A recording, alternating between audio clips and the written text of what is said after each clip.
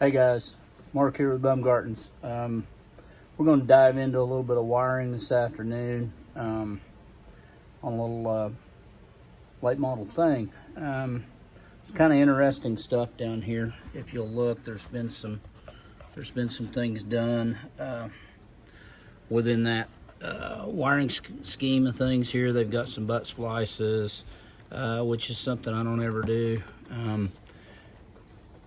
Volkswagen has an interesting way of wiring these vehicles up, and you kind of have to flow with it. You know, I mean, it's not the best wiring system, but this vehicle actually is pretty much intact and has the original wiring in it for a few exceptions. So we are going to go ahead and try to straighten a few little things up without making too many big changes. But I am getting rid of the butt splices. We're not putting that stuff back in there. That's an accident waiting to happen on most of these. So anyway, that's where we're at.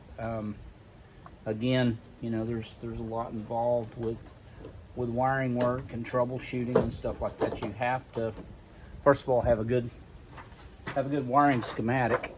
You know, have a really good schematic that you can look at and go by, and of course, you gotta kind of understand what some of this stuff is too on this schematic and what it's supposed to do and how it operates, without going into all the major crazy stuff like, you know, normally closed. I can go all the way off into the engineering side of things, but there's no reason for that. I mean, most of the switches are either on or off. Your headlamp assemblies are considered a real low value resistor, almost short, basically. There's a lot of that stuff that's you have to understand how the individual component works. Then you know what's going to go in it, how many volts is supposed to come out, or how many volts is supposed to go in, how many volts are supposed to come out of it. So with that being said, that's a lot of understanding to cover.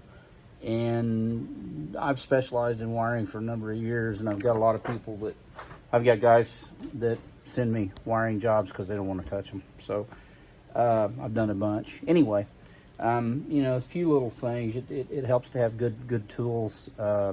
Solder joints are an optimal thing to do. Any kind of wiring repairs you're going to make, you should use solder. You should use heat shrink. It's going to be rosin core solder, not acid core. A very good soldering iron. I see guys using the torches and stuff, and that's great, but you can't get yourself into trouble and burn some other stuff up with those. Again, it's a whole nother aspect of things to learn, but if you don't have the equipment, you don't have the time, you don't understand the individual components, it's best to usually take it to somebody. Electrical wiring is not a cheap thing to get worked on or repaired. A lot of times if I get into a vehicle and it's had way too many repairs, I don't even go in and try to repair what's there. We just put new. We go ahead and go back in with a new wiring harness. So anyway, just kind of wanted to touch base with you guys today. I haven't been doing much here lately because I've been busy. We've had a lot going on. One of our vehicles, we had to take it up out of town yesterday for a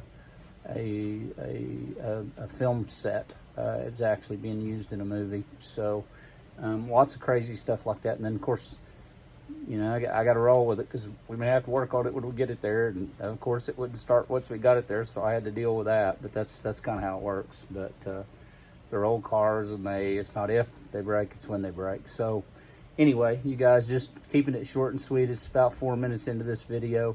I'll go into maybe some other things on these repairs and stuff later on, but again, just a little short snippet of what you have to do and not do. And peace, guys. Peace, love, and Volkswagens. We'll see you guys another trip out.